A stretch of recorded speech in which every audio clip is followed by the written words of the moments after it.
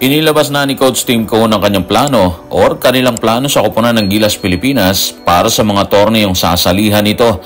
Ipinaliwanag din po niya kung bakit hindi na siya bumuo pa ng napakalaking pool ng players na posibleng paghugutan nila. Tutukan po natin ang lahat ng yan, pero bago yan, hihingi po tayo ng isang subscription sa lahat ng dumadaan sa ating munting channel kung nagugustuhan nyo ang ating palabas. Kung medyo mabigat ang subscription, siguro kahit isang like at isang share na lang po yan. Okay na po ako dyan. Maraming salamat. Katulad ng alam nating lahat, inihayag na ng SBP ang appointment ni Coach Tim Cone bilang head coach ng Gilas Pilipinas sa loob ng 4 na taon. Sa paningin ng SBP, although alam nating lahat ang kakayahan ni Coach Tim Cone, ano ang isa sa mga posibleng naging dahilan ng piliin nila ang butihing mentor ng Barangay Ginebra? Tutukan natin si SBP President Al Panlilio sa report ni John Mark Garcia sa Spin. Nagawa kasi ni Coach Tim ang hindi pa nagagawa sa ilang dekada sa pamamagitan lamang ng ilang linggong paghahanda. Kaya excited kami na makita kung ano pa ang kaya niyang gawin sa isang pangmatagalang programa. Lalo na kung ang programang yon ay suportado ng basketball stakeholders. Totoo naman kasi yun, di ba? Imagine 61 long years, 6 na dekada ang hinintay natin bago natin nakuha ang gintong medalya sa Asian Games, di ba? At nakuha ng Pilipinas ang gintong medalyang yon sa pamamagitan lang po yan ng ilang linggo. Actually, halos wala atang nag-akalang makukuha ng Gilas ang ginto kasi sobrang kulang sa preparation.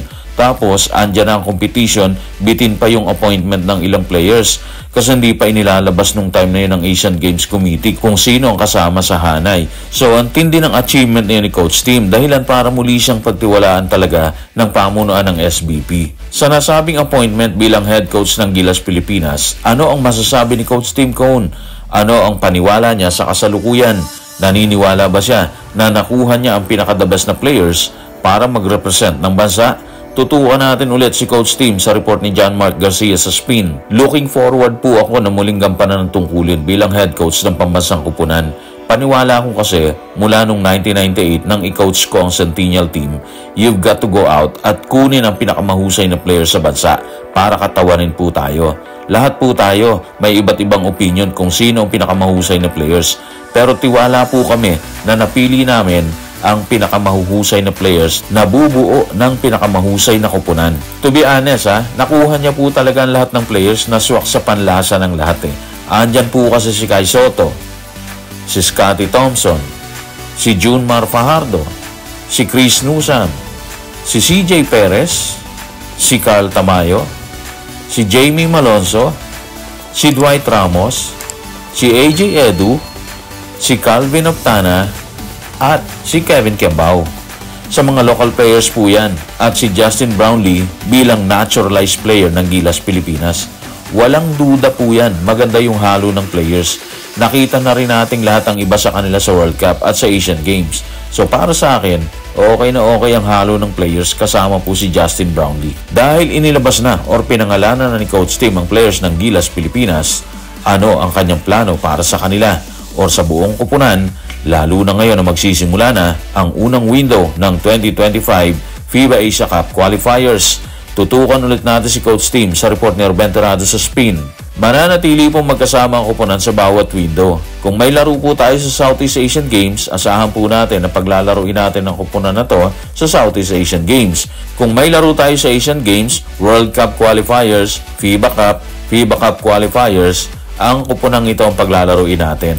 So magandang plano po yun. Hindi pa palit-palit ng team or ng players. Buo ang team sa kahit sa competition, di ba?